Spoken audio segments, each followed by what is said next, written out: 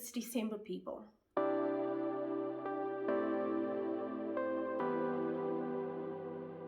Time to kick off your shoes, dip your toes in some seawater, and feel the wind in your hair.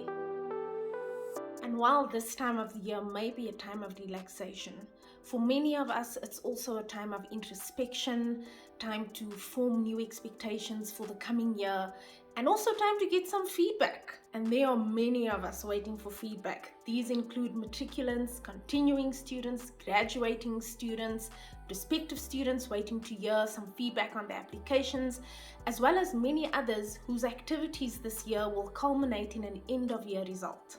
And while all of us are anticipating good news, there are many of us who will not receive the results that we are anticipating. Today I want to talk to those people. However, if you have received or are going to receive positive feedback, don't go too far, because if you are like most of us in this world, not everything you do will be successful. So today I want to talk about failure and resilience.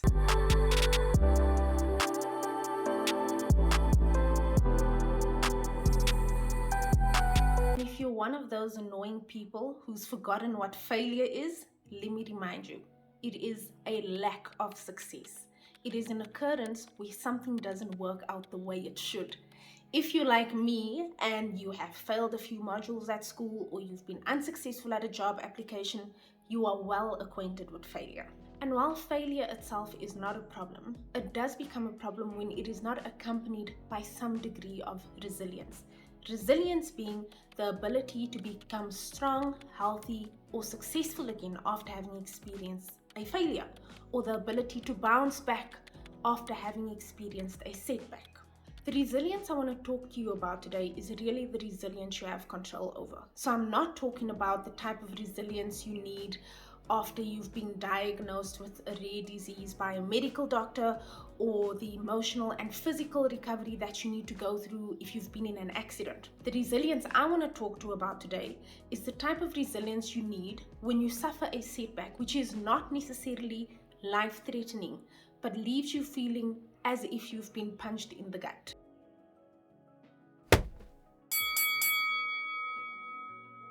Many people think that success is the absence of failure, but for most of us, failure is actually part of our journey to success.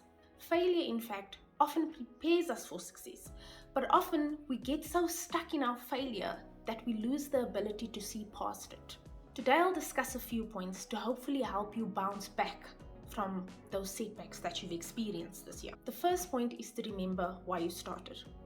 A saying that I like is, nothing worth doing is easy, or if it were easy, everyone would be doing it. We often embark on difficult journeys because there is a sense that if we complete our task that we've embarked on, it'll in one way or another set us apart from others. This is often why people enroll for masters and PhD degrees, not only to learn more about a particular subject, but also to gain a competitive advantage, whether it be in the labor market or society in general. So there must be a reason why you started. Do you remember what it is? If not, take a few minutes to think about that. A lack of resilience can also be driven by a lack of adequate motivators. So if you embarked on your journey because you were trying to show off to someone with your success, or you were trying to show someone the middle finger by doing what you're doing, then you'll probably find it difficult to push through those challenging times. The best motivation really comes from within yourself, because there is literally nothing worse than disappointing yourself. So try and remember why it is that you started in the first place. If you do remember, then write it down so you can look at that piece of paper when you need some motivation to keep going again. As an academic, I feel like I've now grown accustomed to rejection and failure.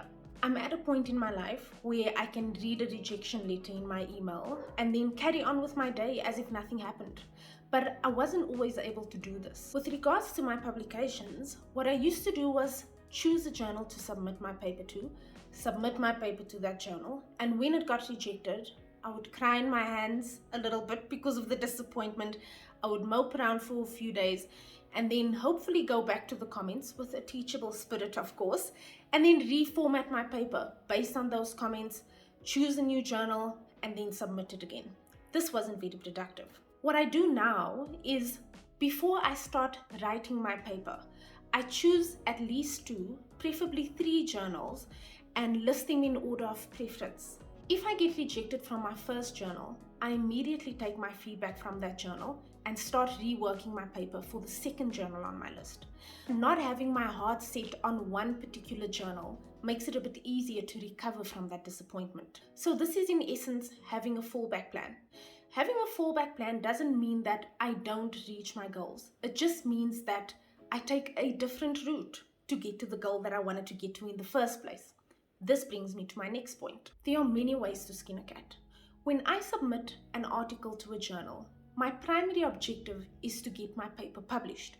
So when I get rejected from one journal and I end up submitting my article to another journal, it doesn't mean that I don't reach my goal. I am in fact still on track. Sometimes you forget what these primary goals are, but if you remain focused on that primary goal, you'll find that there are many ways to get to that goal. If you apply to a particular university for your master's or your PhD and your application gets rejected, your primary goal is to get your degree. Getting rejected from one university doesn't actually stop you from reaching that primary goal, because there are literally thousands of universities around the world that can help you reach that goal. If there's one thing that successful people absolutely love doing, it's bragging about their failures. This includes J.K. Rowling, Oprah, Bill Gates, Walt Disney, the list goes on. We know about almost every single one of their failures. No one is immune to failure, but there is something very satisfying about looking back at your failures in relation to the successes that you've had or where you are now. Perhaps it's a reminder of how far you've come or what you've overcome to get to where you are now. Sometimes you also look back and realize that you've suffered a failure because a greater path was laid out for you. The point is, no one has a straight path to success. Many of us get caught up in our identities given to us by our loved ones, whether it be your mother, your grandmother, your father, your brothers and your sisters, or your partner. Oh, my baby's going to be a doctor or a lawyer or an engineer. We've all heard those stories. So sometimes when we fail at these things, we feel as if though we are failing the people around us. In most cases, this is in fact not true, because we choose to own the words that others speak over us. If you don't actually have any tangible evidence that you are failing an entire family by taking a different route, then don't feel like you are failing everybody. If you do that, this will make the burden of your failure heavier and it'll be more difficult to move on from it. You are not a failure. There is a difference between failing at something and being a failure. In life, all of us have both failures and successes, and we often use past evidence to decide how we are going to respond to the setbacks we experience. Think about an award-winning pianist. When they sit down in front of their instrument, they are confident that they can deliver their piece flawlessly because they've done so many times before. They have evidence of success stored in their memory. As human beings, we are actually really bad at recalling success. Think about driving your car, for instance. When you get in your car in the morning, you put the key in the ignition, you turn the key, and you start driving.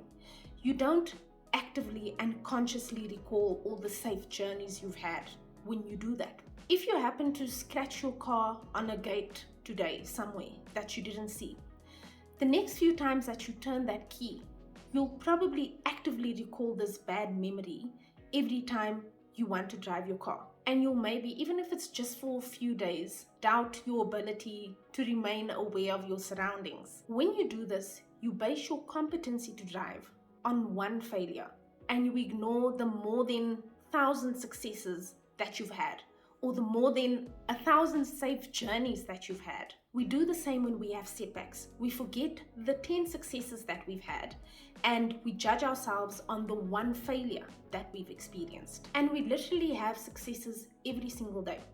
Showing up to work or class in the morning is a success. There's someone out there who decided that it wasn't worth their time to get into the shower or the bath and show up to class or work. But you did it. So well done to you. That's your first success of the day. So make sure you are working with the right set of evidence. If you completed 5 subjects this semester and you failed 1, you've passed 4. You've had 4 successes versus 1 failure. Surely you can't be a failure. And in all this, remember the saying: the tougher the setback, the better the comeback.